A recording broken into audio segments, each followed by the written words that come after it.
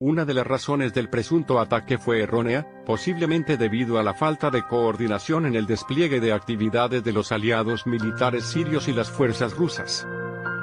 Según el Aviapro de Rusia, los aviones de combate de las fuerzas aeroespaciales rusas cometieron un error al lanzar ataques con misiles. Hace unas horas, aviones de combate de las fuerzas aeroespaciales rusas atacaron por error a las fuerzas aliadas durante una operación militar en la provincia de Raqqa, Siria. Según la fuente, como resultado de los ataques erróneos de las fuerzas aeroespaciales rusas, varios miembros de la Milicia de Defensa Nacional, aliada del ejército sirio, resultaron muertos y heridos. Una de las posibles razones de esto es que ha habido una falta de coordinación en el despliegue de actividades de los aliados militares sirios y las fuerzas rusas.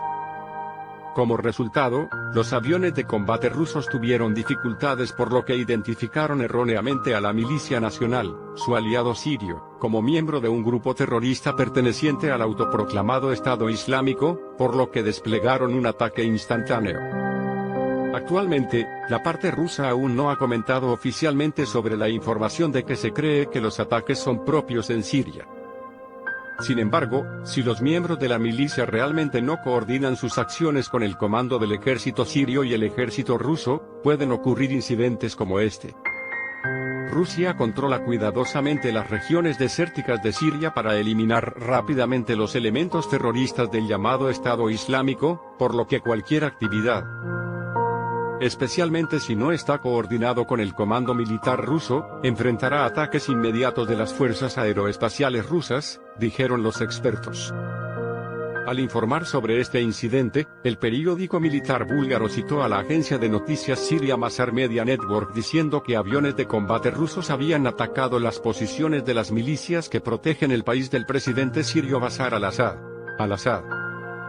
Los ataques aéreos fueron por error, pero los soldados sirios murieron y resultaron heridos. El incidente ocurrió en la provincia siria de Raqqa. Los expertos militares dicen que la razón del ataque equivocado se debe a la falta de coordinación entre la Fuerza Aérea Rusa y las fuerzas del presidente Bashar al-Assad. Según el experto ruso, tal confusión es totalmente posible. Tales errores han ocurrido antes.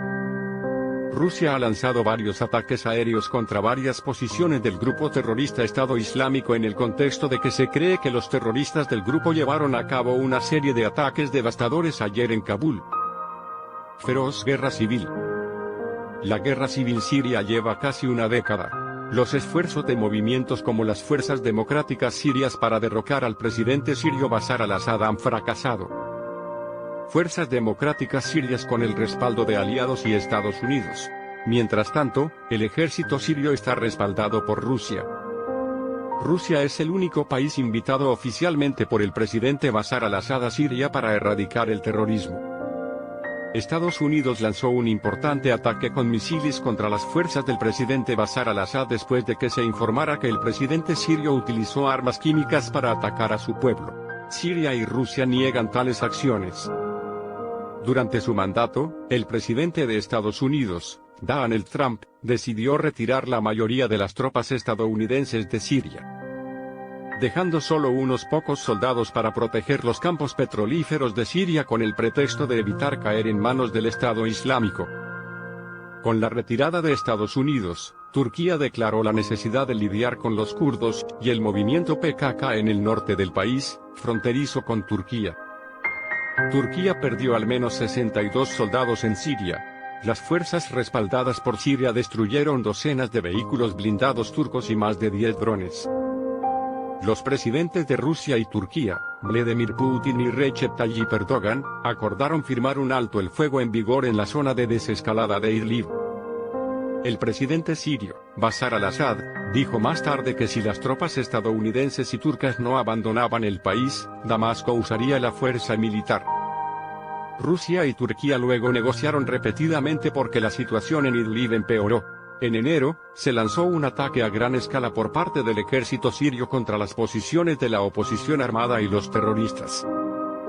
Las fuerzas gubernamentales han recapturado casi la mitad de la zona de desescalada de Idlib y han dejado varios puestos de observación turcos. Después de eso, Ankara aumentó considerablemente sus fuerzas militares en la zona, y lanzó la Operación Spring Shield para repeler al ejército sirio. Viviendo muchas luchas, con la participación de muchas fuerzas, pero hasta ahora la guerra en Siria sigue siendo extremadamente complicada y no ha fijado una fecha final.